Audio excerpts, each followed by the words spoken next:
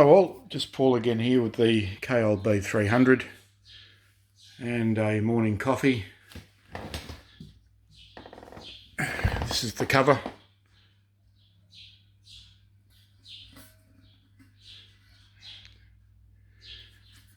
Put it in the dishwasher. It's cleaned it all up. What I'm going to do with this is I've got some vinyl, black vinyl wrap with a leather finish look.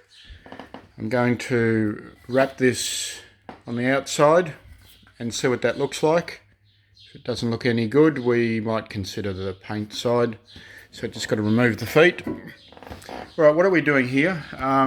Okay, well the first thing is that I'm replacing this 1000 UF 16 volt cap. I'm going to replace it with the 2200. There's one other cap here that I'm going to replace. I'm going to replace the heatsink compound. As you can see, it's all cracked up and dry. There it is there. Whilst we're here, I'm going to scrub the surface of the heatsink.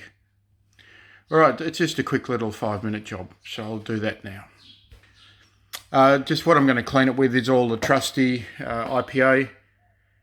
And I buy that in 5-litre containers from Sydney Chemical Supplies. It costs about $40.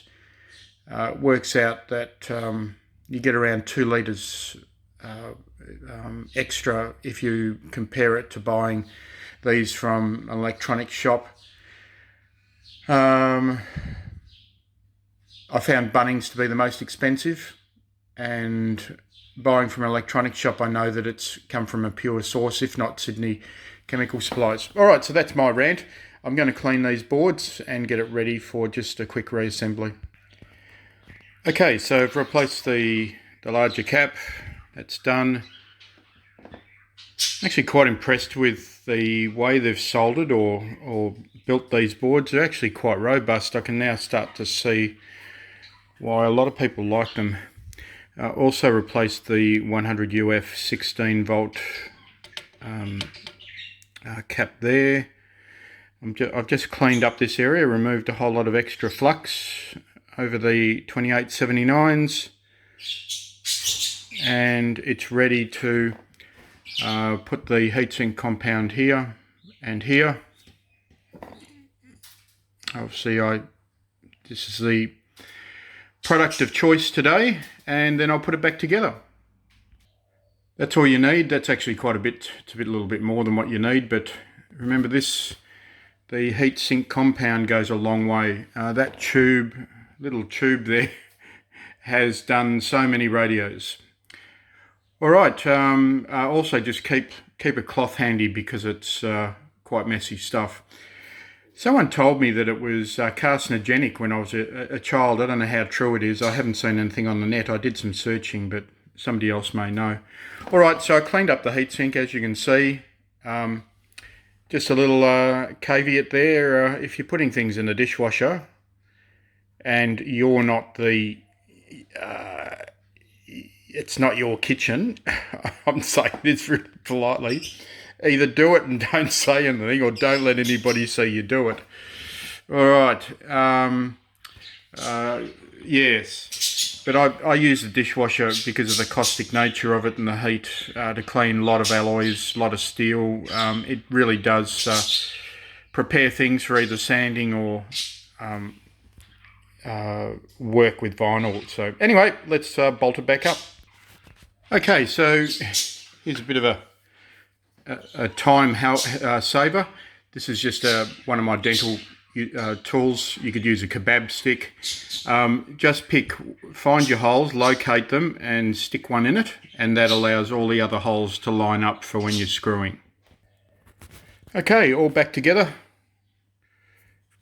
As you can see, did a bit of a clean on the board. It's come up pretty smick.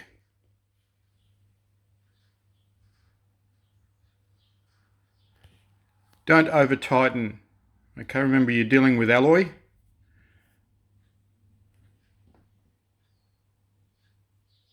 Alright, let's test it. Oh well, just Paul again here with the KLB300 and a morning coffee. This is the cover.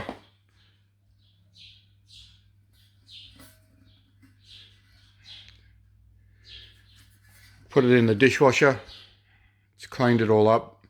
What I'm going to do with this is I've got some vinyl, black vinyl wrap with a leather finish look. I'm going to wrap this on the outside and see what that looks like. If it doesn't look any good, we might consider the paint side. So just got to remove the feet. Right, what are we doing here? Okay, well the first thing is that I'm replacing this 1000 UF 16 volt cap. I'm going to replace it with the 2200. There's one other cap here that I'm going to replace. I'm going to replace the heatsink compound. As you can see, it's all cracked up and dry. There it is there. Whilst we're here, I'm going to scrub the surface of the heatsink. Alright, it's just a quick little 5-minute job, so I'll do that now. Just what I'm going to clean it with is all the trusty IPA, and I buy that in 5-litre containers from Sydney Chemical Supplies. It costs about $40. It works out that you get around 2 litres extra if you compare it to buying these from an electronics shop. I found Bunnings to be the most expensive, and buying from an electronics shop, I know that it's come from a pure source, if not Sydney Chemical Supplies. Alright, so that's my rant. I'm going to clean these boards and get it ready for just a quick reassembly. Okay, so I've replaced the larger cap. That's done. I'm actually quite impressed with the way they've soldered or built these boards. They're actually quite robust. I can now start to see why a lot of people like them. Also replaced the 100 UF 16 volt cap there. I've just cleaned up this area, removed a whole lot of extra flux over the 2879s, and it's ready to put the heatsink compound here and here. Obviously this is the product of choice today, and then I'll put it back together. That's all you need. That's actually quite a bit, it's a little bit more than what you need, but remember this, the heatsink compound goes a long way. That little tube there has done so many radios. Alright, also just keep a cloth handy because it's quite messy stuff. Someone told me that it was carcinogenic when I was a child. I don't know how true it is. I haven't seen anything on the net. I did some searching, but somebody else may know. Alright, so I cleaned up the heatsink, as you can see. Just a little caveat there. If you're putting things in the dishwasher and you're not it's not your kitchen, I'm saying this really politely, either do it and don't say anything, or don't let anybody see you do it. Alright,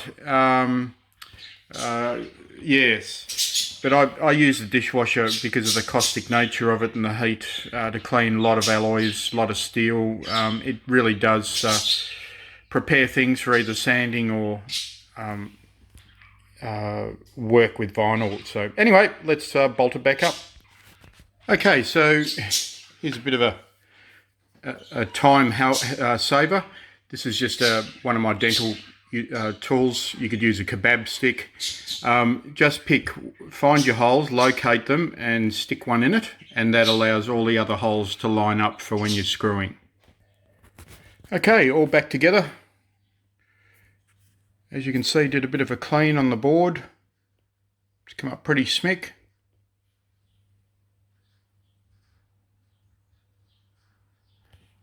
Don't over tighten. Okay, remember you're dealing with alloy.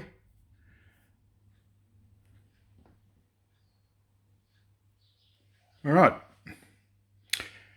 let's test it. Okay, all done, finished, all nice and cleaned up. Found another issue. We'll need another switch replacing. It's actually the bias switch. both two terminals have come undone on the low and high resistors. It's a bit of a job to do this, not complex, but just a lot of time. So I'm not going to do that today. I've had enough. So that's all the work. I'll just I've re-tapped these and put stainless steel M4 screws in there for the case. Now we'll have a look. I'll turn it off. The case is done. I'm not too sure if I'm a fan of this yet.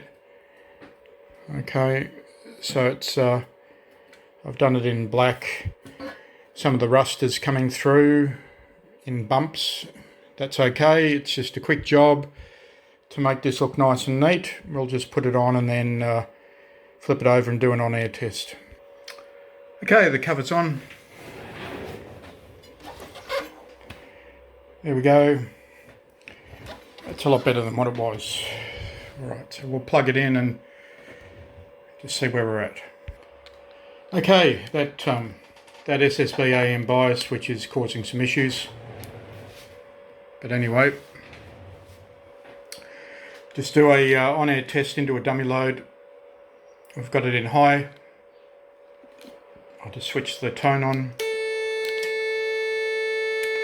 There we go. I'll go to the bird. 200 watts average. Okay. There we go. That concludes this video and probably this series. I won't do a video on the switch, installing that. But there we go. Nice little amplifier. Thank you for watching.